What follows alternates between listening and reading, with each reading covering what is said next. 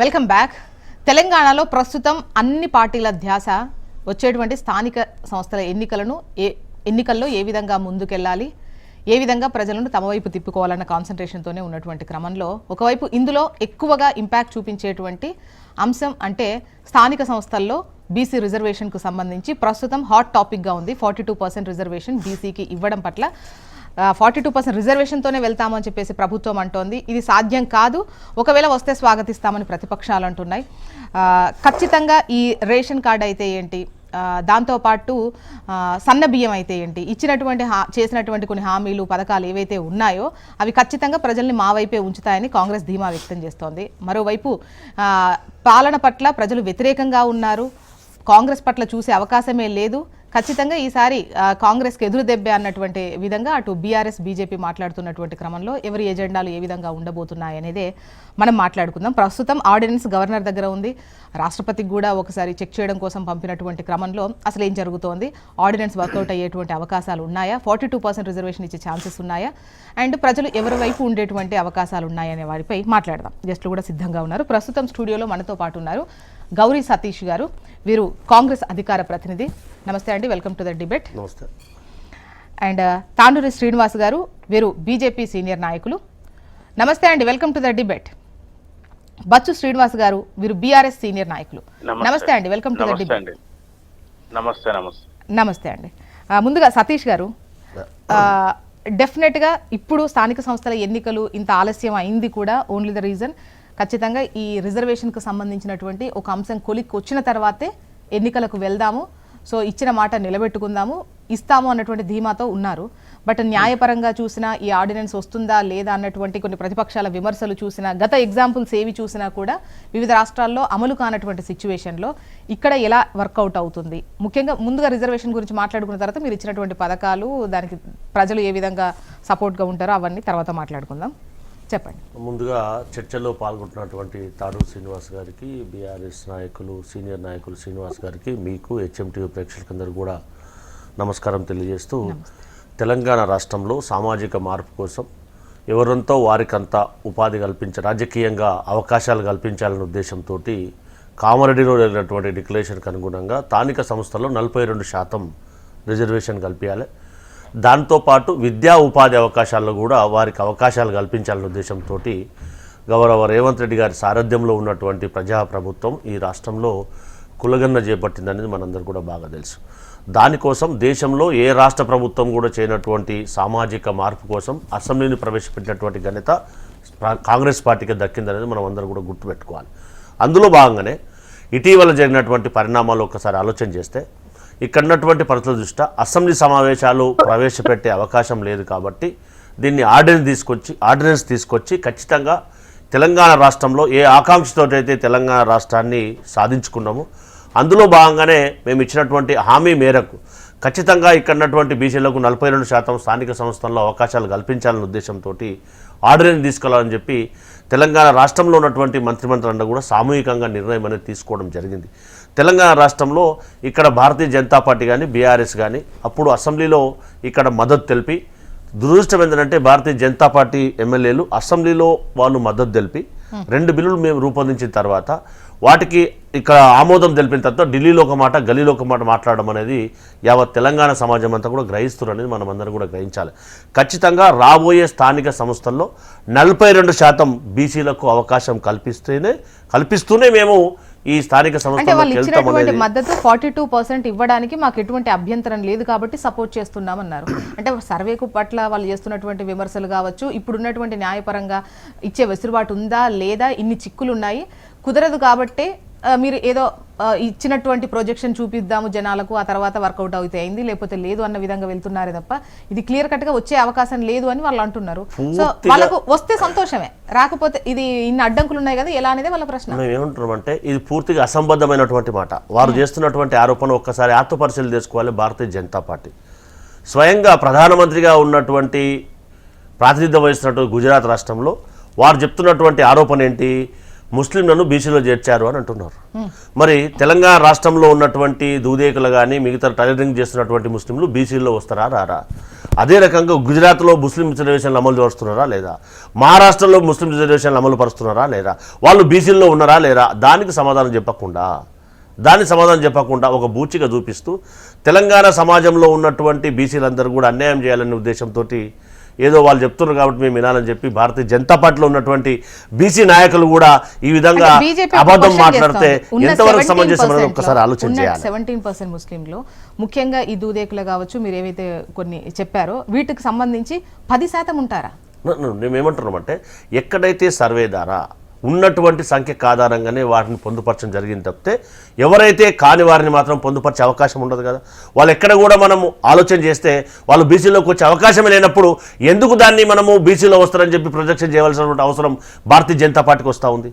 అది ఆలోచించాలి కదా.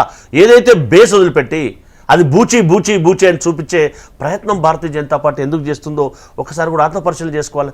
దానికంటే మరీ ముఖ్యంగా ఎక్కడైతే వాళ్ళు వ్యతిరేకిస్తూ ఉన్నారో అక్కడ వారు ప్రాతినిధ్యం వహిస్తున్నటువంటి ప్రాంతాల నుంచి వారు రిజర్వేషన్ కల్పిస్తూ ఎక్కడైతే తెలంగాణ సమాజంలో ఇది అడ్డంకి అని చెప్తున్నటువంటి వాళ్ళు ఒక్కసారి సమాధానం చెప్పాలి కదా.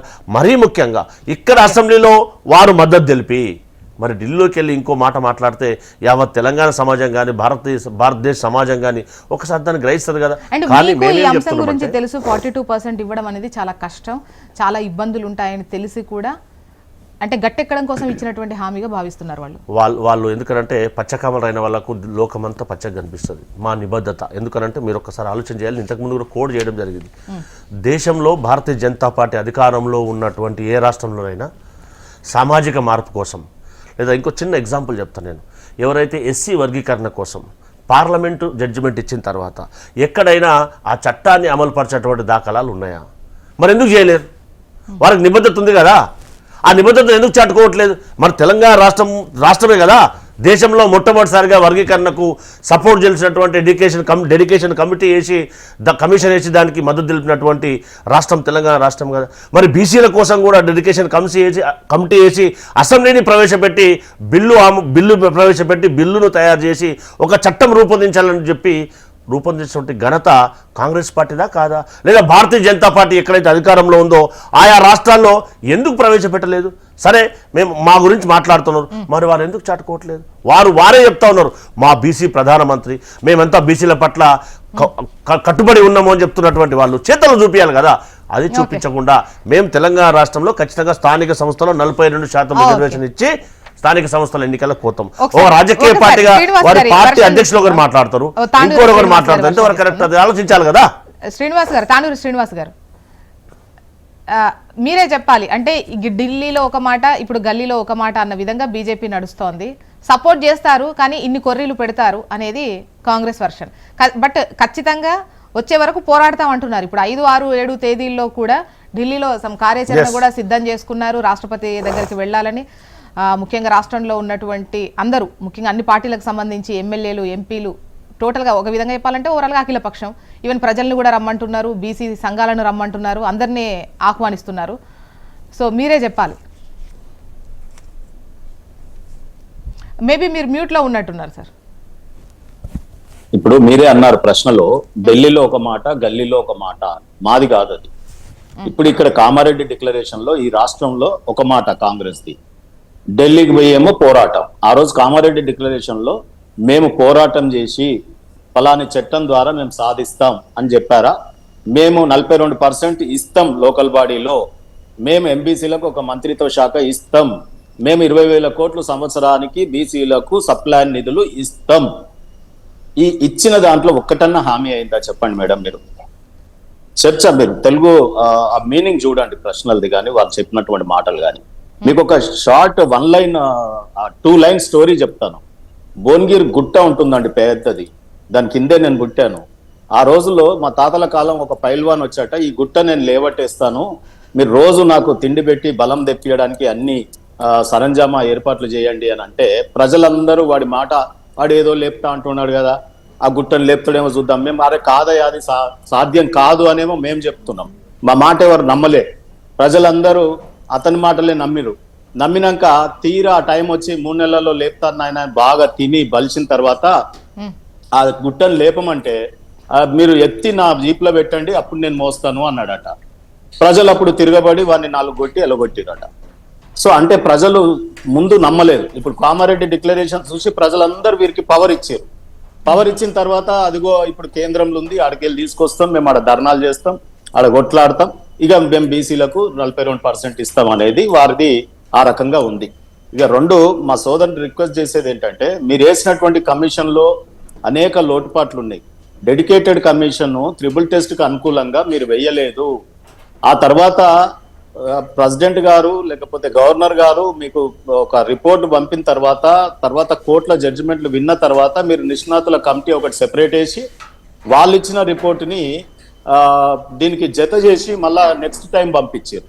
అంటే ఒక అవగాహన లేకుండా, స్టడీ చేయకుండా, ముందే ఏ రకమైనటువంటి లీగల్ నిష్ణాతులతో చర్చించకుండా ఆగమాగమైన రాజకీయ పరమైనటువంటి ప్రజలకు ఫాల్స్ హామీలు ఇచ్చి మీరు ముందుకు పోయినారే తప్ప నిజంగా చిత్తశుద్ధి లేదు అనడానికి ఎన్నో కారణాలు ఉన్నాయి మేడం. రెండోది, మమ్మల్ని అంటా ఉన్నారు మాది ఢిల్లీలో గల్లీలో ఒక మాట ఉండదు. రేపు సెన్సస్ అయిన తర్వాత, ఈ దాదాపు 96 ఏళ్ల తర్వాత సెన్సస్ అయిన తర్వాత రేపు దేశవ్యాప్తంగా మేము చట్టసభలో రిజర్వేషన్స్ తేబోతా ఉన్నాం. మరి అప్పటి వరకు ఎట్లా? ఇప్పుడు బీజేపీ పార్టీ కానీ, కాంగ్రెస్ పార్టీ కానీ, లేదా బీఆర్ఎస్ పార్టీ కానీ, మూడు కూడా ఏం ఆలోచించాలి రాజకీయ పార్టీలు? శాసనాలేమో ఒకవైపు కేసులు వేస్తే నీరు గారిపోతా ఉన్నాయి, ఓబీసీలకి 50% క్యాప్ మీద కూడా కేసులు నీరు గారుతా ఉన్నాయి. మరి కాన్స్టిట్యూషన్ లో కూడా రెమెడీస్ లేవు. ఇది కూడా జ్యుడిషియల్ రివ్యూ షెడ్యూల్ 9 లో పెట్టినా గానీ ఇప్పటికీ అది అతిగతి లేదు, తేల్చలేదు దాని మీద జడ్జిమెంట్. అది ఇవన్నీ ఉన్నప్పుడు ఏం చేయగలుగుతాము అనేది మా ఆలోచన. మేము ఏం చేయగలుగుతాం? ఓబీసీలు కోరుకుంటున్నట్టుగా పాలనలో భాగస్వామ్యం ఎట్లొస్తుంది? అల్టిమేట్ భాగస్వామ్యం ప్రధానమంత్రి, ముఖ్యమంత్రి పదవులు, మిగతాయి కొద్ది మేరకు డూడు బస్వన్నలే. సో ఆ నిర్ణయాధికారం ఉన్న మా చేతిలో ఉన్నది ప్రధానమంత్రి. అనేక రాష్ట్రాలలో మేము 4-5 రాష్ట్రాలలో ఇలా ఓబీసీలకు ముఖ్యమంత్రులు ఇచ్చినాం. ఆ తర్వాత మంత్రివర్గంలో క్యాబినెట్ లో ఇవ్వచ్చు. అది ఏ చట్టాలు అడ్డం పడవు, ఏ కాన్స్టిట్యూషన్ అడ్డం పడదు. దాంట్లో 27 మంది క్యాబినెట్ మినిస్టర్లను ఇచ్చినాం. ఇంకా ఏం చేయొచ్చు అంటే, బీసీ కమిషన్ 100 ఏళ్లుగా అది చాలా టీత్లెస్ గా ఉండింది. మేము కేంద్రం ప్రభుత్వంలోకి వచ్చిన తర్వాత మోడీ గారు ఎన్సీబీసీ కమిషన్ కి రాజ్యాంగ భద్రత కల్పించినాం. ఇవి మేము చేయగలిగినవన్నీ ఆచరిస్తా ఉన్నాం. మేము అంబేద్కర్ గారు చెప్పినారు కదా, ఆశయాలను ఆచరించిన వాడే గొప్పవాడని. మేము ఆ రకంగా ఆచరిస్తూ పోతా ఉన్నాం. మరి మీ ఆచరణలో ఒక్కటే కంప్లీట్, మీ ఆచరణలో ఎక్కడైనా ఒక ఎగ్జాంపుల్ ని ఇదిగో మేము ఈ రకంగా ఆచరించినాం అని చెప్పుకోవడానికి, ఘనమైన కీర్తి చాటుకోవడానికి గతంలో ఉందా, ఇప్పుడు మీ ఆచరణలో ఉందా ఈ 2 ఏళ్లలో? రెండోది మేడం, షెడ్యూల్ 9 అనేది ఎప్పుడు వచ్చింది మేడం మీరు చెప్పండి? కాన్స్టిట్యూషన్ లో షెడ్యూల్ 9 అనేది ఎప్పుడు క్రియేట్ అయింది? 94. ఆ రోజు అక్కడ కేంద్రంలో, రాష్ట్రంలో కాంగ్రెస్ ప్రభుత్వాలేగా 2, గల్లీలో ఢిల్లీలో. మరి ఆ రోజు ఎవరన్నా ఆపిరా? బీఆర్ఎస్ పార్టీ కూడా ఆ రోజు రికమెండ్ చేసి షెడ్యూల్ 9 కి పోరాడితే, 10 ఏళ్ళ కాలంలో పోరాడి ప్రజల్ని చైతన్యపరిస్తే ఒక ఉవ్వెత్తున ఉద్యమం వచ్చేదే కదా. అక్కడ టైం వేస్ట్. మొన్న 10 ఏళ్ళు పోయినాయి, ఈయన 2 ఏళ్ళు పోయింది. అంతకుముందు 60 ఏళ్ళు పరిపాలించిన వాళ్ళకి కాన్స్టిట్యూషన్ కనిపించలే, కోర్టు జడ్జిమెంట్లు కనిపించలే.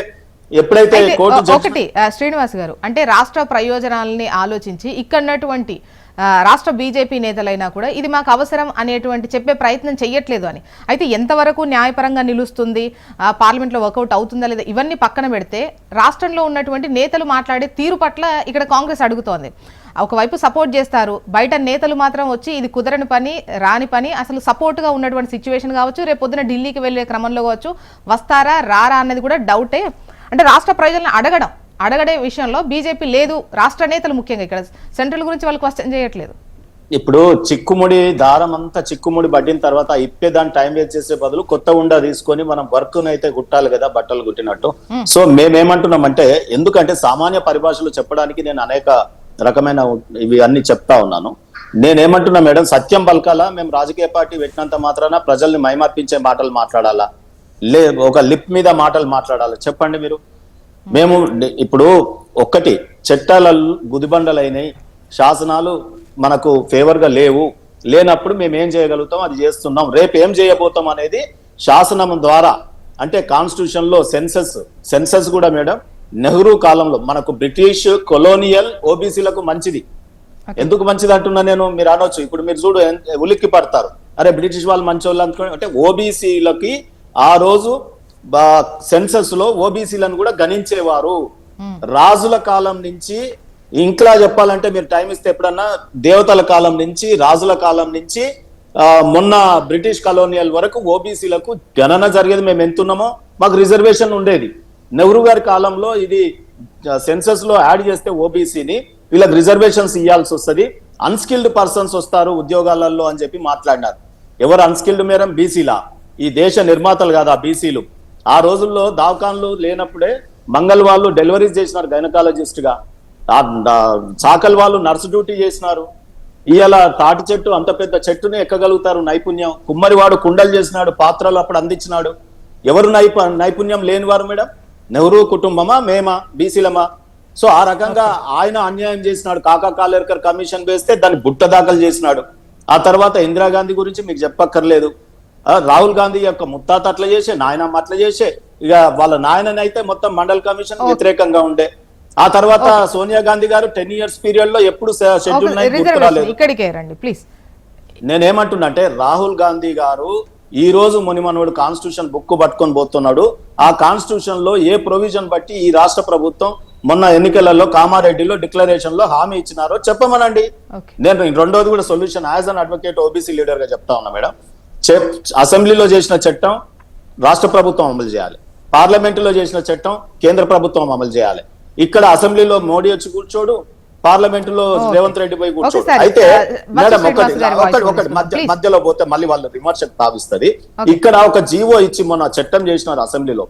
మేము చర్చలు చేసి education and employment separate bill పెట్టినాం, ఈ reservation local body reservation separate పెట్టినాం. లోకల్ బాడీ రిజర్వేషన్ కంప్లీట్ గా ఏ రాష్ట్రానికి ఆ రాష్ట్రానికి చేసుకోవచ్చు మేడం. ఇక్కడ జీవో ఇచ్చి అమలు చేస్తే ఎవడన్నా కోర్టుకు పోతే కేసు ఓడిపోయినాం అనుకోండి, ఈ నెక్స్ట్ రెమెడీకి ప్రెసిడెంట్ కు పంపి ఈ రకంగా మాట్లాడాలి. ఇగో మేము కేంద్రం కోర్టులో బంత్ వేసినాం, ఇది బంతి ఆటనా మేడం? ఫుట్బాలా? వాళ్ళ బంతులో వీళ్ళు, వీళ్ళ బంతులో వాళ్ళు, రాజకీయాల ఓబీసీలతో అట్లా చేయొచ్చా? సో అందుకు నేను ఏమంటున్నా అంటే ఇక్కడే అమలు పరుచుంటే ఈ పాటికి కోర్టులలో తేలిపోయేది.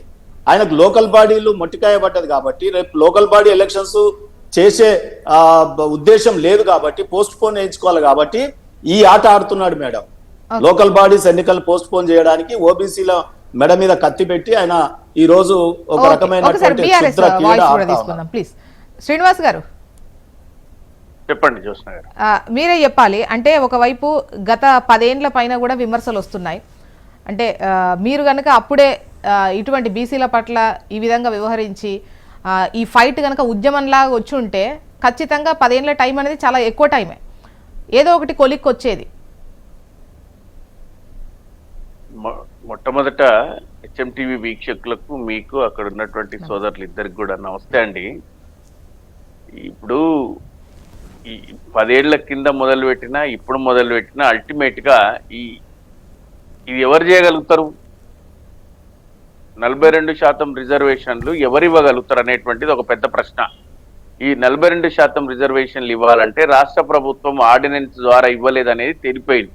ఎందుకంటే కేంద్రంతో మేము కొట్లాడతాం, జంతర్ మంతర్లో వెళ్ళి ధర్నా చేస్తాం, 5, 6, 7 తేదీలలో మేము అక్కడికి వెళ్తామని చెప్పి చెప్తున్నటువంటి కాంగ్రెస్ పార్టీ చెప్పే విధానాన్ని బట్టి మనకు అర్థమైపోయింది ఏంటి అంటే ఇది రాష్ట్ర ప్రభుత్వ పరిధిలో లేదు.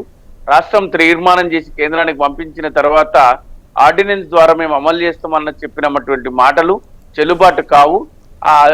దాని ద్వారా ముందుకు వెళ్ళలేమని కాంగ్రెస్ పార్టీ భావిస్తుంది. కాబట్టి ఇది అల్టిమేట్ గా కేంద్రం ప్రత్యేక ఆర్డినెన్స్ ద్వారా షెడ్యూల్ 9 ద్వారా ఇంప్లిమెంట్ అని చేయాలి, లేకపోతే పూర్తి స్థాయిలో చట్టం చేసుకుని కేంద్ర ప్రభుత్వం చట్టం చేస్తే తప్ప అమలు కాదని తేలిపోయింది.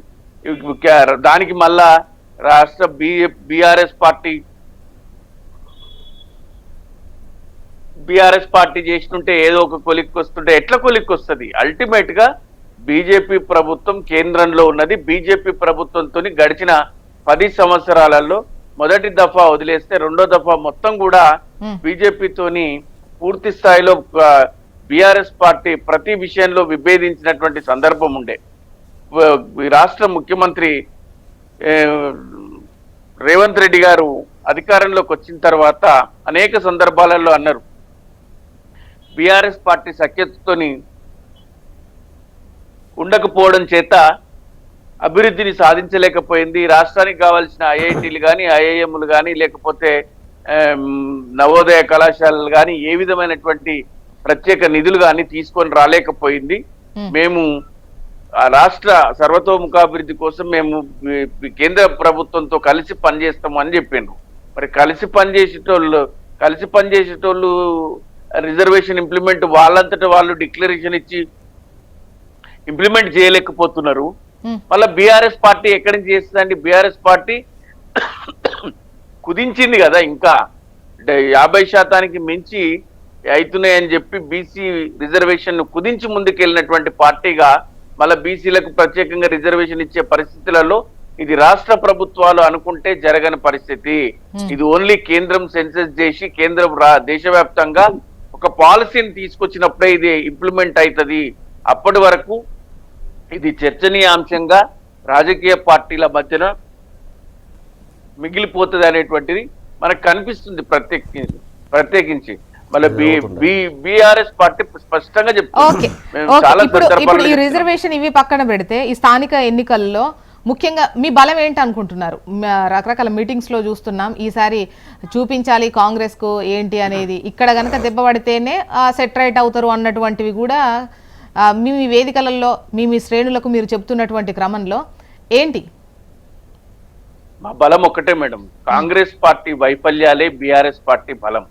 కాంగ్రెస్ పార్టీ బీఆర్ఎస్ పార్టీ అమలు చేసినటువంటి ఏ సంక్షేమ పథకాలను కానీ అభివృద్ధిని కానీ బేరీజ్ వేసుకున్నప్పుడు 2 సంవత్సరాల కాంగ్రెస్ పార్టీ పాలనలో ప్రభుత్వాన్ని చక్కదిద్దుకోవడం, సంపద సృష్టించడానికి వాళ్ళు చేస్తున్నటువంటి ప్రయత్నం కానీ 50 సార్లు ఢిల్లీకి వెళ్ళొచ్చింది. సుమారుగా 50 సార్లు అంటే నాకు తెలిసి ఒక 100 రోజులు అయి ఉంటుంది. అంటే 100 రోజులు ముఖ్యమంత్రి గారు 2 సంవత్సరాలలో ఢిల్లీకి వెళ్ళి రావడం జరిగింది. మీ పాలన పడికేసినటువంటి సందర్భం మీరు గమనిస్తూనే ఉన్నారు. వాళ్ళు అన్నారు నిరుద్యోగ యువత సంతోషంగా లేదు, రైతులు సంతోషంగా లేరు, మహిళలకు ఇస్తాన్న పెన్షన్ స్కూటీలు 2500 రూపాయలు వాళ్ళు సంతోషంగా లేరు, వృద్ధులు 4000 రూపాయల పెన్షన్స్ ఇస్తా అంటే వృద్ధులు వాళ్ళు కూడా ఏమాచ రేవంత్ రెడ్డి వచ్చే మాకేమో పైసలు ఇస్తానే లేకపోయా అని వాళ్ళు ఇప్పుడు రేషన్ కార్డ్స్ ఇస్తున్నారు, ఈ సన్న బియ్యం ఇవ్వడం, రుణమాఫీ, అది రుణమాఫీ. ఇంకొకటి ఏమంటే ఇందిరమ్మ ఇల్లు కూడా ఉన్నాయి. ఇందిరమ్మ ఇల్లు కూడా ఏదో శాంక్షన్ చేస్తారు కదా వాళ్ళు చెప్పుకోవడానికి ఈ 3-4 అంశాలు ఉన్నాయి. రుణమాఫీ 40,000 కోట్ల నుంచి 12,000 కోట్ల వరకు 12,000 కోట్లు చేసి 18,000 కోట్లు చెప్పుకున్నటువంటి కాంగ్రెస్ పార్టీ 17 అని అనుకుంటున్నా నేను. సరే వాళ్ళు ఎంత చెప్తారు? 21,000 కోట్లు ఇచ్చారు.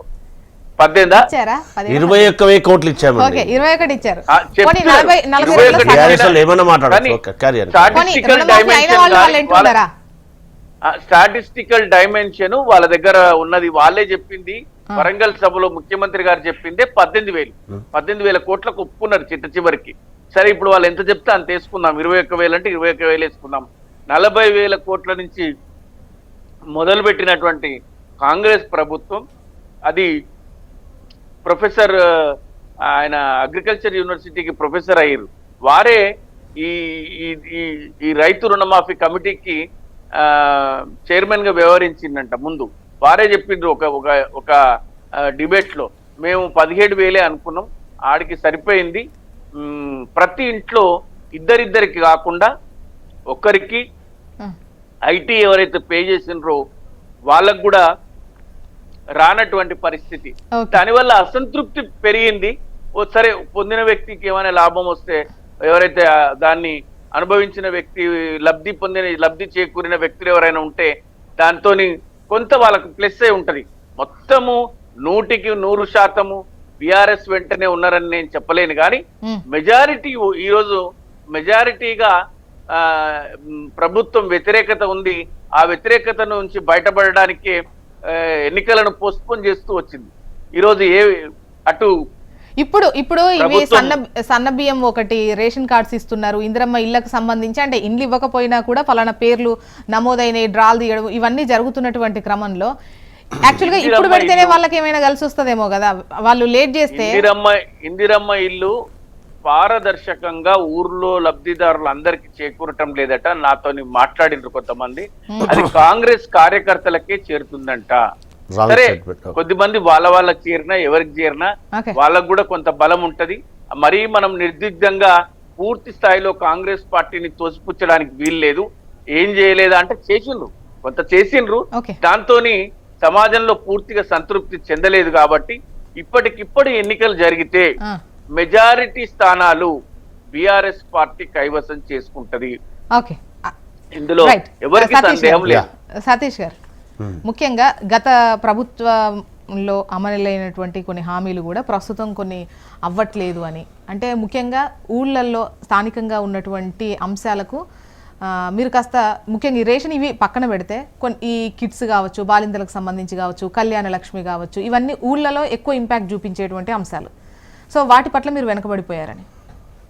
ముందుగా భారతీయ జనతా పార్టీ నెహ్రూ కుటుంబం గురించి మాట్లాడే నైతిక అర్హత లేదు. ఎందుకనంటే దేశం కోసం ప్రాణాలు అర్పించినటువంటి కుటుంబం నెహ్రూ కుటుంబం. అది మాట్లాడే నైతిక అర్హతగా కనీసం రాజకీయాల్లో ఏమాత్రం కూడా పొంతలేనటువంటి మాటలు అవి. అది ఒక్కసారి గుర్తుపెట్టుకోవాలి. దాంతోపాటుగా ఇందాక ఒక మాట మాట్లాడారు శ్రీనివాస్ గారు, ఒక అడ్వకేట్గా, మాజీ ఎంబీసీ చైర్మన్గా, ఒక బీసీ బిడ్డగా మాట్లాడితే చాలా బాధేస్తుంది. ఎందుకంటే సబ్జెక్ట్ కరెక్షన్ ప్లీజ్, ప్లీజ్. పదవుల కోసం పదవుల కోసం భారతీయ జనతా పార్టీ ఏనాడు ఉద్యమంలో పాల్గొన్నదో, ఏనాడు సోషల్ జస్టిస్ ఉన్నదో, ఏనాడు గుళ్ళో భారతీయ జనతా పార్టీ గుళ్ళోకు బీసీలను కానీ లేదంటే ఎప్పుడూ కనీసం లింగాన్ని ముట్టుకునే అవకాశం ఇచ్చిందో లేదో నీకు తెలుసు, నాకు తెలుసు. వ్యక్తిగతంగా మాట్లాడమని సమంజసం కాదు కదన్నా. మీ టైంలో కదా మీ టైం నా టైం నాదేమి ఏ జనరేషన్ కాదన్నా, లేటెస్ట్ జనరేషన్ నాది, 1947 జనరేషన్ కాదు. భారతీయ జనతా పార్టీ కనీసం ఏం చేసిందో సామాజికంగా అందరికి తెలుసు కదనే, యావత్ సమాజానికి తెలుసు కదా. అది మాట్లాడే నైతికత భారతీయ జనతా పార్టీకి ఉందంటే యావత్ సమాజం అంతా కూడా అపహసించుకుంటుంది. సో దాంతోపాటు ఒక్కసారి ఆలోచన చేయాలి. ఏదైనా ఇప్పటి వరకు రాజ్యాంగంలో ఎన్ని సవరణలు జరిగినాయి? ఎప్పుడైనా ప్రజాస్వామ్యంలో పార్లమెంట్ అనేది అత్యున్నతమైనదా కాదా? అది కాకుండా మా సీనాను ఒక అడ్వకేట్గా అది కాదు, చట్టం చేయాలంటే దేశం విస్ఫోటం కావాలంటే ఈడబ్ల్యూఎస్ చట్టం చేసినప్పుడు దేశం ఎక్కడ విడిపోయింది? భారతదేశం మనం విడిపోయిందా? మరి వాళ్ళు విడగొట్టిర్రా? ఏ చట్టం ప్రకారం చేసిండ్రు? ఏ సాంకేతికమైనటువంటి కమిషన్ ద్వారా చేశారు? 50% క్యాపు ఎందుకు వాళ్ళు ఎత్తేశారు? ఏ విధంగా సాధ్యమైంది? ఏ కమిషన్ ద్వారా? Straight question. ఏ కమిషన్ ద్వారా, ఏ ప్రాతిపదికన, ఏ డేటా ద్వారా? ఈడబ్ల్యూఎస్కి వ్యతిరేకం కాదు కాంగ్రెస్ పార్టీ, అయినా దేని ఆధారంగా ఒక బీసీ బిడ్డగా, ఓ కాంగ్రెస్ పార్టీ కార్యకర్తగా? Straight question. అది సమాధానం చెప్పకుండా నీ ముక్కెక్కడ ఉందంటే చుట్టూ తిప్పి ఏదో చూపిస్తే కరెక్ట్ కాదు కదా. అదొక అంశం. అయితే కాంగ్రెస్ పార్టీ తెలంగాణ రాష్ట్రంలో ఇచ్చినటువంటి హామీలు ఒకటొకటిగా మేము వచ్చి 19 నెలలు అవుతుంది. మేము ఇచ్చినటువంటి హామీలు ఇంకా నెరవేర్చినటువంటి అవసరం ఉంది. మీరు విన్నట్టుగా బాలింతలకు ఇవ్వాల్సిన కిట్టులు కానీ, లేదంటే 4,000 రూపాయలు ఏదైతే పింఛన్ కానీ, ఇవన్నీ కూడా ఇవ్వాల్సిన అవసరం ఉంది. ఉన్నటువంటి ఆర్థిక పరిస్థితి చక్కదిద్దుకుంటూ ఒకటొక్కటిగా అమలు చేస్తూ ఉన్నాం. మీరు ఒక్కసారి ఆలోచన చేయాలి. మేము రాగానే ఎవరైతే అనార్గనైజ్డ్ సెక్టార్లో పనిచేస్తున్నటువంటి యువత కోసం వారికి ఇన్సూరెన్స్ కల్పించినటువంటి ఘనత 10 లక్షల రూపాయల వరకు మాది. దాంతోపాటు అట్టడుగు వర్గాల వారికి రాజు ఆరోగ్యశ్రీ ద్వారా 10 లక్షల రూపాయలు, ఏదైతే రాజు ఆరోగ్యశ్రీని 5 లక్షల నుంచి 10 లక్షల రూపాయలు పెంచినటువంటి ఘనత మాది. దాంతోపాటు మా శ్రీనివాస్ మాట్లాడినట్టు, బీఆర్ఎస్ పార్టీ శ్రీనివాస్ గారు మాట్లాడినట్టు, ఏదైతే ఇందిరమ్మ ఇళ్ళ విషయంలో మా కాన్సెన్స్లో ఇప్పటి వరకు 55 మా గ్రామంలో 17 గ్రామాలకు బిల్లు చెల్లించడం. దశల వారిగా బేస్ మిడ్ వరకు 1,00,000 రూపాయలు, తర్వాత 1,00,000 రూపాయలు, తర్వాత 1,00,000 రూపాయలు, ఇట్లా బేస్ల వారి కొన్ని మా నియోజకవర్గంలో 3 ఇళ్లలో వాళ్ళు పెళ్లి కూడా చేశారు. ఒక మోడల్ గ్రామంగా సెలెక్ట్ చేసి అక్కడ ఇళ్లను నిర్మించినటువంటి ఘనత మాది. దాంతోపాటుగా 21,000 కోట్ల రూపాయలు రుణమాఫీ చేసినటువంటి ఘనత మాది. 200 రూపాయలు ఫ్రీ కరెంట్ ఇచ్చినటువంటి ఘనత మాది. 500 రూపాయలకు గ్యాస్ సిలిండర్ ఇస్తున్నటువంటి ఘనత మాది. ఇవన్నీ చేసుకుంటూ పోతున్నాం. ఇంకా కూడా మేము మాకు ఇచ్చిన పరిమితి 5 సంవత్సరాలు. ఖచ్చితంగా ఆర్థిక పరిస్థితిని ఏ విధంగా చిన్న భిన్నం చేశారో మనందరూ కూడా బాగా తెలుసు. టీఆర్ఎస్ బీఆర్ఎస్ ప్రభుత్వం దాన్ని చక్కదిద్దుకుంటూ సంపద సృష్టించి సంపద పంచడమే మా యొక్క ఉద్దేశం. దాంతోపాటు భారతీయ జనతా పార్టీ కేంద్రంతో 100 సార్లు కేంద్ర ప్రభుత్వంతో ఫైటింగ్ చేస్తే ఎప్పుడు కూడా నిధులు వచ్చే అవకాశం ఉండదు. మా ఉద్దేశం రాజకీయం కంటే రాష్ట్ర అభివృద్ధి ముఖ్యం. అందులో భాగంగానే గౌరవ ప్రధానమంత్రి గారిని, మంత్రులను 50 సార్లు కాదు, మా శ్రీనివాస్ గారు చెప్పినట్టు 100 సార్లు కలుస్తాం, 200 సార్లు కలుస్తాం. దేనికోసం? రాష్ట్ర ప్రయోజనం కోసం, రాష్ట్రానికి రావాల్సినటువంటి నిధుల కోసం, రాష్ట్రంలో ఉన్నటువంటి చిక్కుముడులు విడిపియాలనే ఉద్దేశం నీటి సమస్యల కోసం కానీ, నిధుల సమస్యల కోసం కానీ, రాష్ట్రానికి రావాల్సినటువంటి ఏవైతే ప్రాజెక్టుల విషయంలో ఖచ్చితంగా రాజకీయం కోసం కాకుండా రాష్ట్రానికి రావాల్సినటువంటి అభివృద్ధి ఫలాల కోసం ఇప్పటికీ భారతీయ జనతా పార్టీ చెప్తా ఉంది కదా, వాళ్ళు శాసనం పట్ల మిగతా రాష్ట్రాలకు నిధులు ఏ విధంగా కేటాయిస్తున్నారు, ప్రాజెక్టులను ఏ విధంగా కేటాయిస్తున్నారు. మరి తెలంగాణ రాష్ట్రానికి తెలంగాణ ప్రజలు చేసినటువంటి అన్యాయం ఏంటి, వాళ్ళు చేసినటువంటి పాపం ఏంటి? మెట్రో అడిగినాం, ఐఎంఎం అడిగినాం, దాంతోపాటు మిగతా స్కీమ్స్ అని అడిగినాం, రీజనల్ రింగ్ రోడ్కు నిధులు అడిగినాం, ఎందుకు ఇవ్వట్లేదు? మూసీ రివర్ ఫ్రంట్కు నిధులు అడిగినాం, ఇందుకోసం కాదు కదా, ఇవన్నీ కదా చేయాల్సింది. ఖచ్చితంగా స్థానిక సంస్థల్లో మేము బీసీలకు ఇచ్చినటువంటి హామీల ద్వారా, దాంతో పాటుగా మేము చేసినటువంటి సంక్షేమ పథకాల ద్వారా కనీసం టీఆర్ఎస్ బీఆర్ఎస్ ప్రభుత్వంలో ఊర్లకు రోడ్లు లేనటువంటి పరిస్థితి. ఇప్పుడు ప్రతి గ్రామానికి వెళ్ళండి, మేము రోడ్లు నిర్మిస్తున్నటువంటి పరిస్థితి. గతంలో ఇచ్చినటువంటి పనులు చేసినటువంటి కాంట్రాక్టర్ బిల్లు చెల్లించకపోతే మా సెక్రటరియట్కి వచ్చి మామూలు ధర్నా చేసినటువంటి పరిస్థితి. దాంతో పాటుగా ఈ చరిత్రలో స్థానిక సంస్థలు ఏర్పడిన తర్వాత సర్పంచులు ఆత్మహత్యలు చేసుకున్నటువంటి దాఖలాలు కదా. సెంట్రల్ నుండి వచ్చే నిధులు వచ్చేవి పంచాయతీకి, బట్ ఈ రిజర్వేషన్ వీటి లెక్కల ఆధారంగానే ఇప్పుడు 20 నెలలు అవుతోంది నిర్వహించక. సో నిధులు అనేది మీకు కూడా ఇబ్బందికర అంశమే కదా. సో పల్లెల కోసం సెంట్రల్ నుండి వచ్చాల్సిన నిధులు రావాలంటే మీకు స్థానిక సంస్థల ఎన్నికలు జరగాలి. ఇక్కడ పెండింగ్ పెట్టింది మీరే కదా, వాళ్ళనంటే ఎట్లా? అంటే మేము బీసీలకు రిజర్వేషన్లు కల్పించాలనే ఉద్దేశంతో ఒక ప్లాట్ఫామ్ ఉన్నది, ఒక డేటా ఉండాలని చెప్పి, డేటా అయితేనే మనం చేయగలుగుతామని చెప్పి గౌరవ ప్రధానమంత్రి గారు కానీ మంత్రులు గారు చెప్తున్నటువంటి మాట. కాబట్టి దానికి అనుగుణంగానే ఓ సర్వే చేయాలంటే ఒక కాలపరిమితి పట్టే అవకాశం ఉంటుంది. కాబట్టి దానికి అనుగుణంగానే ఒక డెడికేషన్ కమిటీ వేసి సర్వే చేసి హైకోర్టు సూచన సలహాల మేరకు చేసినటువంటి పరిస్థితిని కూడా కాదనంటే ఇంతకంటే అన్యాయం ఏమైనా ఉంటుందా? అది కూడా మేము చెప్తే కాదు, మేము చేస్తేనే చట్టం. ఇంకో మాట మనం గుర్తుపెట్టుకోవాలి, ఎవ్రీ 10 years ఒకసారి జరగవలసినటువంటి సెన్సెస్ భారతీయ జనతా పార్టీ అధికారంలోకి వచ్చిన తర్వాత కనీసం ఈ దేశంలో ఉన్నటువంటి జంతువులను, కుక్కల్ని, నక్కల్ని లెక్క పెడతాం, కానీ జనాలను మాత్రం లెక్క పెట్టము అనే మాట చేసినటువంటి భారతీయ జనతా పార్టీ ఒకసారి ఆత్మపరిశీలన చేసుకోవాలి కదా. సతీష్ గారు, యాక్చువల్ గా ఉన్నటువంటి క్యాపెట్ 2026 లో కరోనా తర్వాత ఇంటిమిడేషన్ ప్రాసెస్ ఉన్నాయి, ఇవన్నీ ఉన్నాయి. ఈవెన్ 2026 కు క్యాప్ ఉంది, అప్పుడు చేయాల్సినటువంటి అవసరం ఉంది, అప్పుడు డీలిమిటేషన్ లెక్క ఉంది. సో కరోనా టైంలో లెక్కించే అవకాశం లేకుండా ఉండే. ఈ 2-3 సంవత్సరాల్లో లెక్కిస్తే మళ్ళీ అప్పుడు లెక్క పెట్టాల్సిన పని ఉంటుంది. 1-2 సార్లు అన్ని సార్లు లెక్కలు చేయడం అవసరమా? ఒకటి మనం గుర్తుపెట్టుకోవాలి, కరోనా 70s తర్వాత ఎందుకు 2019 లో కరోనా వచ్చిన తర్వాత 2025 అంటే 2025 వరకు, అంటే 4 సంవత్సరాల వరకు ఈ దేశంలో జనాభా ఎంత ఉంది అనేది తెలుసుకోవాల్సినటువంటి బాధ్యత కేంద్ర ప్రభుత్వం పైన ఉందా లేదా?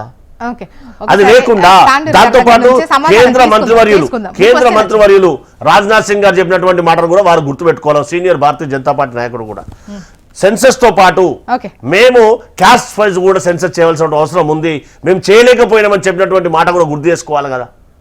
అవన్నీ వాస్తవాలు కదా. అది మేము కాదు, రాజ్నాథ్ సింగ్ గారు చెప్పినటువంటి మాట 1931లో చేసాం, ఇప్పుడు మళ్ళీ 90 ఏళ్ల తర్వాత చేయబోతున్నాం. కులాల లెక్క ఇప్పుడు మీరు తీస్తున్నారు కదా, ఇందులో మెజారిటీ ఎవరు పాలించారు? మీరే కదా. మేమేమంటున్నాం, మేము ఒక కాంగ్రెస్ పార్టీగా, మా ఎల్ఓపి లీడర్గా భారతీయ జనతా పార్టీ చెప్పినటువంటి పని మేము చెప్పాం. మేము ఎస్సీలకు చేశాం, ఎస్టీలకు చేశాం, బీసీలకు మేము అనివార్య కారణాల వల్ల చేయలేకపోయినామని చెప్పి మా రాహుల్ గాంధీ గారు చెప్పారు. అట్లా భారతీయ జనతా పార్టీని చెప్పమని చెప్పండి. వాళ్ళ వాయిస్ లో తీసుకుందాం. చెప్పండి మీ కారణాలేంటి? తాండూరి గారు. తాడూరి మేడం నా పేరు. తాడూరి. చాలా చక్కటి ప్రశ్నలు అడిగినారు. As a journalist after so many days I'm seeing. So మీరు ఇంతకుముందు అడిగిన ప్రశ్నకి కాంగ్రెస్ పార్టీ దగ్గర సమాధానం లేదు. After 1931 why it has been stopped. So రెండో విషయం ఏంటంటే మేడం, వారు లేవనెత్తిన 3 ప్రశ్నలకు సమాధానం ఇచ్చి నేను చెప్తాను.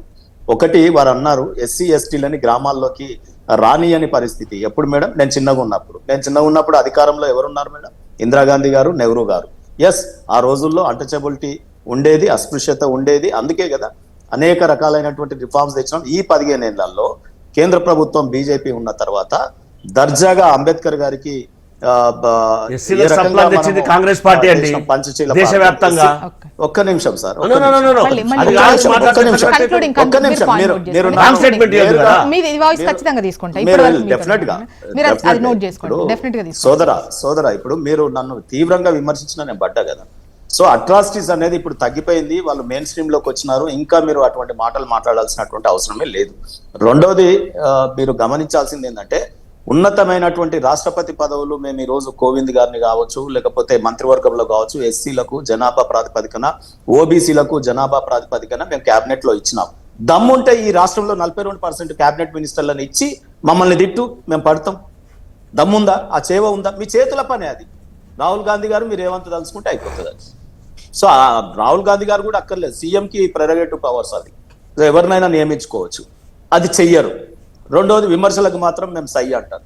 మీరు ఇంతకుముందు అన్నారు 1931లో జరిగిన తర్వాత మేడం ఎక్కడ కూడా సెన్సస్ ఇది కాలేదు, మాకు ఈ రోజు జరుగుతూ ఉన్నది. 100 ఏళ్ల తర్వాత ఓబీసీలు గణించబడతా ఉన్నారు మేడం. అది మోడీ గారి ప్రభుత్వంలో, బీజేపీ ప్రభుత్వం వచ్చిన తర్వాత. ఈ రోజు 100 ఏళ్ల తర్వాత ఇవాళ క్యాబినెట్ లో మేము 27 మంది క్యాబినెట్లను చూస్తా ఉన్నాం మేడం. బీసీ కమిషన్ విషయానికి వద్దాం మేడం. సెంట్రల్లోనేమో నేషనల్ కమిషన్ ఫర్ బీసీ ఏమో రాజ్యాంగ భద్రత కలిగి ఉంది మేడం. ఎవరైనా అట్రాసిటీస్ చేస్తే, చిన్న చిన్న వాళ్ళని ఎవరైనా కులం పేరుతో దూషిస్తే నేరుగా సమన్స్ ఇచ్చే అధికారం ఉంది మేడం. కానీ రాష్ట్రాలన్నీ అడాప్ట్ చేసుకున్నాయి మేడం రాజ్యాంగ భద్రత, ఎన్సీబీసీ నేషనల్ చట్టం దే అని. కేంద్రంలో చట్టం దేగానే వీరు మాత్రం ఈడబ్ల్యూఎస్ది మరి ఆగమేఘాల మీద యాక్సెప్ట్ చేసినావు కదా. ఈ రోజు బీసీ కమిషన్ కి అదే రాజ్యాంగ భద్రతను ఎందుకు కల్పించలే 10 ఏళ్ల పీరియడ్ లో బీఆర్ఎస్ ప్రభుత్వం కానీ, ఈ 2 ఏళ్లలో రేవంత్ రెడ్డి గారు కానీ? అది చెయ్యరు. వీళ్ళ చేతిలో చేయాల్సిన పనులు అనేకం ఉన్నాయి. ఒక బీసీ లీడర్ గా అడుగుతా ఉన్నాను. ఈ రోజు మీరు చేయగలిగినవి అయితే చెయ్యండి. ఇప్పుడు మేడం ఎదుటి వాళ్ళు స్మోకింగ్ నువ్వు చెయ్యొద్దు, అది మంచిది కాదు, ఇంజూరియస్ టు హెల్త్ అన్నప్పుడు నేను తాగకుండా ఉండి చెప్పాలా మేడం? నేను సిగరెట్ తాగుతూ చెప్పాలా వాళ్ళకి? నీ ఆచరణ ఏది కాంగ్రెస్ పార్టీది? తుచ్చమైన రాజకీయాలు, అపీస్మెంట్ పాలిటిక్స్ తప్ప. ఇంతకుముందు మైనార్టీస్ అన్నారు madam. Already BC below Dudekula, Noor Basha, Pinjari వీళ్ళు ఉన్నారు మేడం. ఆల్రెడీ బీసీ అంటే బీసీ బిలో నేరుగా వాళ్ళకి రిజర్వేషన్ ఎంత మంది ఉంటే అంత మందికి పోతుంది మేడం. మళ్ళా ఒకవైపు బీసీఈ రాజశేఖర రెడ్డి గారు 6% పెంచినారు. 6% పెంచినాడు ఎవరున్నారు కేంద్రంలో? కాంగ్రెస్ పార్టీ. రాష్ట్రంలో ఆయనే అధికారంలో ఉన్నాడు కాంగ్రెస్ పార్టీ. మరి ఆ రోజు నిజంగా మైనార్టీస్ పట్ల మీకు చిత్తశుద్ధి ఉంటే 6% ఇంప్లిమెంట్ చేయమని షెడ్యూల్ 9కి ఎందుకు పంపలేదు మేడం బిల్లు? 4% చేస్తూ బీసీఈ పెట్టి ఇక్కడ మా గుదిబండ బీసీలలోనే తీసేస్తుంది. క్రిస్టియన్స్ బీసీలలోనే వచ్చాయి. బీసీబీలో నూర్ బాషా వీళ్ళు వచ్చాయి, దూదేకుల వాళ్ళు. ఇక ఉన్నదేముంది మేడం బీసీలకి? మళ్ళీ ఈయన సర్వే లెక్కలన్నా మా బీసీలది 60% ఉన్నామని మేము మొత్తుకుంటే మమ్మల్ని తీసుకొచ్చి 46% పెట్టి వాళ్ళని 10% అబౌవ్ చూపించినాడు ఈ రోజు ముస్లింస్ ని. ఏమనంటే ముస్లింస్ బీసీలు అంటారు. అది ఏ రకమైన లెక్క మేము కరెక్ట్ అనుకోవాలి?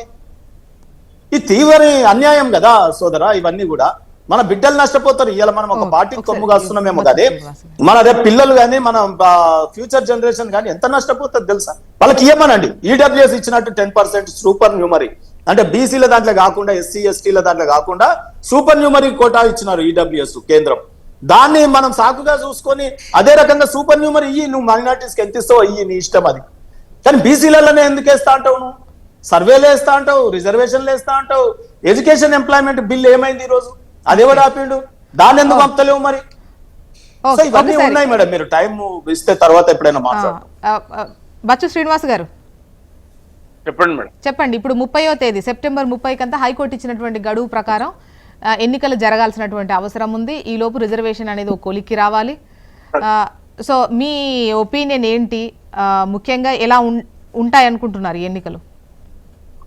నాకున్న సమాచారం మేరకు త్వరలో సెప్టెంబర్ 30లోగా కోర్టు ఉత్తర్వులను కూడా, కోర్టు తీర్పును కూడా కాంగ్రెస్ ప్రభుత్వము పాటించకపోయే పరిస్థితి అయితే కనిపిస్తుంది. అది వాళ్ళు ఎన్నికలు నిర్వహించని పరిస్థితి ఉంది. ఇంకా పోస్ట్పోన్ చేసుకునేటువంటి బీసీ రిజర్వేషన్లను సాకుగా చూపించి ఇది మరింత మన ఎన్నికలు పోస్ట్పోన్ చేసుకునే పరిస్థితి కనిపిస్తుంది. ఇంతకు ముందు తాడూరి గారు కూడా అంటున్నారు బీఆర్ఎస్ ప్రభుత్వము బీసీలకు రిజర్వేషన్ ఇచ్చేది ఉండే అని. బీసీలకు రిజర్వేషన్ స్థానికంగా 50% మించి ఇవ్వకూడని కోర్టు తీర్పులు మనం చూసినాం. కృష్ణమూర్తి గారిది ఇంకా వాళ్ళందరూ కోర్టు తీర్పులు చూసినాము. ఆ తీర్పుల ద్వారా మనము 50% మించి స్థానిక ప్రభుత్వాలు ఇయ్యలేనటువంటి పరిస్థితి ఉన్నప్పటికీ కూడా ఇప్పుడు నిన్న బీఆర్ఎస్ ఇయ్యలేని కారణం అదే, నేడు కాంగ్రెస్ ప్రభుత్వం ఇయ్యలేకపోతున్న పరిస్థితి కూడా అదే. స్థానిక ప్రభుత్వాలు 50% మించి ఇయ్యలేవు అని సుప్రీంకోర్టు తీర్పులు ఉన్నవి. ఎట్టి పరిస్థితుల్లో కేంద్ర లేదండి, ప్రభుత్వం మధ్యప్రదేశ్ amendment మోడల్ ద్వారానే- ఇవ్వచ్చు, ఇక్కడ డెడికేటెడ్ కమిషన్ ట్రిపుల్ టెస్ట్ అనుగుణంగా చేసి ఇవ్వచ్చు. ఒక్క నిమిషం. మీరు ఇప్పుడు చేసిన బిల్లులు కూడా డైరెక్ట్ ఇంప్లిమెంట్ ఒక్క నిమిషం. చేయొచ్చు. ఒకవేళ మీరు పాజిబుల్ రాని అయితే ప్రత్యేకత. స్థానికంగా పాజిబుల్ అయితే ఇంతమంది లీగల్ ఒపీనియన్ లీగల్ ఎక్స్పర్ట్స్ ద్వారా సంప్రదించిన తర్వాత కూడా ఎందుకు కాంగ్రెస్ ప్రభుత్వం కేంద్ర ప్రభుత్వం దగ్గరికి వెళ్తుంది? నిజంగా కనుక మమ్మల్ని దోషిగా చూపించడానికి. స్థానికంగా ఇవ్వగలిగే శక్తి కనుక ఉంటే 9th షెడ్యూల్లో చేర్చకుండా వీళ్ళు ఆర్డినెన్స్ ద్వారా గవర్నర్ దగ్గర పెండింగ్ లో ఉన్నటువంటి ఆర్డినెన్స్ ద్వారా ఇవ్వగలిగే కనుక పరిస్థితిలో ఉంటే రాష్ట్ర ప్రభుత్వము ఖచ్చితంగా 42% ఇచ్చేది, ఈ ఎన్నికలకు వెళ్ళేది. ఈ ఆర్డినెన్స్ ఎప్పుడు తెస్తారు శ్రీనివాస్? ఆ? ఆర్డినెన్స్ ఎప్పుడు తెస్తారు? ఏం ఈ రాష్ట్రంలో ఎప్పుడు అల్లకల తెస్తారు? పరిస్థితుల్లో అసెంబ్లీని సమావేశపరచలేనప్పుడు అయితే కదా తెచ్చేది ఆర్డినెన్స్. వాళ్ళు ఇప్పుడు చెప్తున్నారు. ఆల్రెడీ అసెంబ్లీలో చట్టం ఉంది కదా, దాన్ని ఇంప్లిమెంట్ చేయమనండి. ఎవరు కోర్టుకు పోతాడో మేము చూస్తాం కదా, మేము అడుగుతాం కదా, వాళ్ళని బతలాడుకుంటాం, బామాడతాం. అసలు పోరేమో ఈడబ్ల్యూఎస్ వచ్చింది కదా, ఎట్లా వేస్తారు ఈడబ్ల్యూఎస్ కి చెందిన వాళ్ళు కేసులు? ఇప్పుడు వేస్తే రిజర్వేషన్ కోటా చందన్ వాళ్ళే వేయాలి కదా, Okay. వాళ్ళకి ఈడబ్ల్యూఎస్ లో కోటా వచ్చింది కదా, మేము అడుగుతాం కదా నైతికంగా, బాబు నువ్వు సరే, వేసినావు 10% ఎవరు- వస్తుంది, నువ్వు ఎందుకు వేసినావు అని అడుగుతాం కదా. యు గో ఎవరు విత్ వెళ్తారు? యువర్ అసెంబ్లీ ఇది చేసిన చట్టాల ద్వారా. ఇదన్నీ మభ్యపెట్టే కార్యక్రమాలు శ్రీనివాస్. ఆ ట్రాప్లో పడకండి. పాజిబిలిటీస్ కనుక ఉంటే రాష్ట్ర ప్రభుత్వమే చేసేది. కేంద్ర ప్రభుత్వం చేయాల్సినటువంటి పరిస్థితుల్లో కేంద్ర ప్రభుత్వము ఎట్టి పరిస్థితుల్లో కూడా రేపు పూర్తి స్థాయిలో దేశవ్యాప్తంగా జరిగే ఎన్నికల గణాంకం తర్వాతనే బీజేపీ ప్రభుత్వం ఒక నిర్ణయం తీసుకుంటది. అప్పటి వరకు బీజేపీ తీసుకోదు. ఈలోగా రాష్ట్ర ప్రభుత్వం అమలు చేయలేదు కాబట్టి ఈ సాకును చూపించి మరింత అంటే గెలవలేని ఎక్కువ మెజార్టీ స్థానాలు గెలవలేని పరిస్థితిలో ఉంది కాబట్టి దీన్ని మరింత పొడిగించుకునేటువంటి పరిస్థితుల్లో రాష్ట్ర ప్రభుత్వం కూడా కనిపిస్తుంది. ఓకే ఇంకోటి ఓకే అండ్ ఫైనల్ సతీష్ గారు సతీష్ గారి అంటున్నారు, సమాధానం తీసుకుందామండి మీ ఇద్దరి వాయిస్ పైన. సతీష్ గారు. జోష్న మేడం గారు, నేను ఇందాక మా తాడూరు శ్రీనివాస్ గారు చాలా విలువైనటువంటి మాటలు చెప్పారు.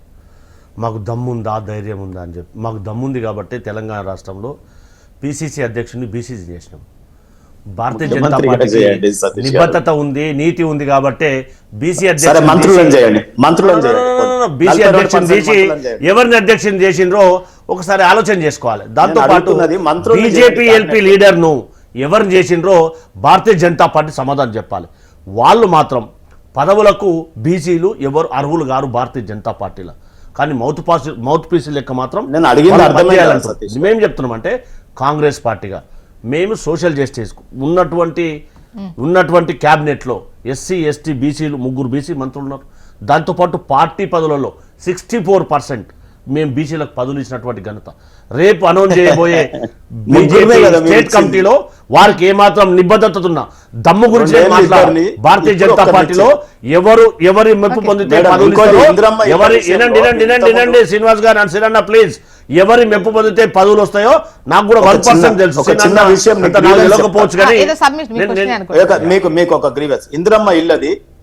సతీష్ గారు ప్లీజ్ మీ ద్వారా గవర్నమెంట్ చెప్తాను. మంత్రి శ్రీహరి గారి కాన్స్టిట్యున్సీలో చెప్పండి. నర్వా మండలంలో మీరు పోయి లిస్ట్ చూడండి, మొత్తం కాంగ్రెస్ వాళ్ళు తప్ప వేరే ఒక్క ఇల్లు ఉన్నా నేను ఏదంటే అది మన ఇద్దరం పోదాం, హెచ్ఎంటీవీ ద్వారా పోదాం. నర్వా మండలంలో అక్కడ ఉన్న మండల్ ప్రెసిడెంట్ గాని అక్కడ ఉన్న ఎమ్మెల్యే శ్రీహరి గారు గాని వాళ్ళు ఇద్దరు మొత్తం కాంగ్రెస్ లిస్టు తప్ప నేనైతే అసలు ఇప్పుడు వలస ఇంకొకటి మేడం పాలసీలో ఈ వలస పోయినారు మహబూబ్ నగర్ నుండి, వాళ్ళు హైదరాబాద్ లో ఉంటున్నారు, ఏదో ఇళ్లలో పని చేసుకొని బతుకుతున్నారు, వాళ్ళకి మేము ఇయ్యము, ఇక్కడ ఉన్న వాళ్ళకి ఇస్తాం, ఇక్కడ ఓట్లు పడతాయి, ఇక్కడ ఉన్న వాళ్ళకి ఇస్తామని అంటున్నారు.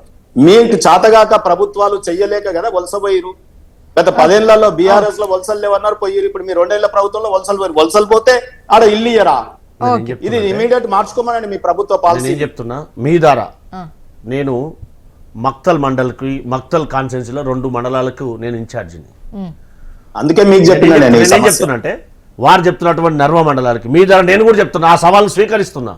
మేము ఇందిరమ్మ కమిటీలో ఉన్నటువంటి సభ్యులం పార్టీలకు అతీతంగా ఆయన Bharatiya Janata party, BRS party, Congress party, గతంలో బీఆర్ఎస్ లో ఉన్నటువంటి ఎంపీలు కానీ ఎమ్మెల్యేలు కానీ మంత్రులు కానీ ఇచ్చినటువంటి స్టేట్మెంట్, అవును నా పార్టీలకే ఇస్తామని చెప్పినటువంటి స్టేట్మెంట్. కానీ మేము అట్లా కాదు, ఎవరైతే అర్హులో L1 ద్వారా L2 ద్వారా సెలక్షన్ WhatsApp లో పెట్టి పంపిస్తా. ఎవరైతే ఆ, దాన్ని వినండి నేను ఏం చెప్తున్నా వారు చెప్పిన మాట విన్నా కదా, చెప్పండి. వారు మళ్ళీ కండక్షన్ స్టేట్మెంట్ ఇవ్వద్దు. I'm ready to take that. మీరు ఇప్పుడే మక్తల్ ప్లీజ్ నేను చెప్తున్నా మక్తల్ మీరు సిఆర్ రిపోర్ట్ యొక్క తీసుకోండి. బీసీఏ బుద్ధి లేదు, బీసీలను తొలగించిండు. మీరు వేరే కమ్యూనిటీ వచ్చిండు. అసభ్య పదాల వార్త నీకనే డబుల్ సిబుల్ మాట్లాడతా ఎవరికి బుద్ధి ఉందో ఎవరికి బుద్ధి లేని మాటలు మాట్లాడుతున్నారు. రాంగ్ స్టేట్మెంట్ మాట్లాడద్దు మీరు ప్లీజ్. నేనేం చెప్పినా నర్వ మండలం నేనేం చెప్తున్నా వినండి మీరు. ఎంక్వైరీ పెట్టండి. నేను జోష్న మేడం సమయం అయిపోతుంది. నేను ఏం చెప్తున్నా జోష్న మేడం గారు, మీరు సమాధానం మక్తల్ నియోజకవర్గంలో వారు చెప్పినటువంటి దానికి ఐఎమ్ రెడీ. సవాల్ స్వీకరించారండి. I'm ready. I'm ready. MP Arnamma గారు మళ్ళీ అట్లా మాట్లాడతారు. రాంగ్ స్టేట్మెంట్ మాట్లాడద్దు. ఆయన మన అనసందర్భమైనటువంటి మాటలు మాట్లాడద్దు కదా. నేను ఏం చెప్తున్నా అంటే వారికి నిబద్ధత ఉంటే ఫైనల్ గా ఒక క్వశ్చన్ స్ట్రైట్ నేనేం క్వశ్చన్ అండి. చెప్తాను 30th కంతా మళ్ళీ గడువు పొడిగించకుండా ఎన్నికలు జరుగుతాయి కదా? 100% తెలంగాణ రాష్ట్రంలో రిజర్వేషన్ స్థానిక సంస్థలు 42% రిజర్వేషన్ తోటే ఎన్నికలైతాయి. ఏదైతే అది భారతీయ సెప్టెంబర్ జనతా 30 పార్టీ లోపే. కలగంటున్నట్టుగా బీఆర్ఎస్ కలగంటున్నట్టుగా ఎక్కడ కూడా తాత్సర్యమయ్యే అవకాశం లేదు. ఎందుకంటే కనీసం వాళ్ళకు ప్రజల్లోకి వెళ్ళే అవకాశమే లేదు. వెళ్తున్నటువంటి పరిస్థితి వాళ్ళకు ప్రత్యక్షంగా చూస్తా ఉన్నాం. Okay. ఒక పార్టీ ఇంటిపోరు, ఇంకో పార్టీ సామాజిక మార్పుతోటి ఉన్నటువంటి క్రైసిస్ కనిపిస్తున్నటువంటి Okay. పరిస్థితుల్లో Okay. మేము ఇచ్చినటువంటి హామీలు ఒకటొక్కటిగా ఓకే, నెరవేర్చుకుంటూ చూద్దామండి. ఖచ్చితంగా స్థానిక సంస్థల్లో 42% ప్రజలు ఇచ్చినటువంటి BC ఆశీర్వాదాన్ని రిజర్వేషన్తోనే ఖచ్చితంగా స్థానిక ఎన్నికలు మెప్పుకుంటాం. జరుగుతాయి అందులో అంటున్నారు. ఎలాంటి అనుమానం లేదు. చూద్దామండి. Thank you so much Satish గారు, బచ్చు శ్రీనివాస్ గారు, తాడూరి శ్రీనివాస్ గారు, థ్యాంక్ యూ అండి. ఇది వాళ్ళ న్యూస్ అనాలిసిస్ చూస్తూనే ఉండండి. HM TV వార్త ఆగదు, నిజం రాగదు.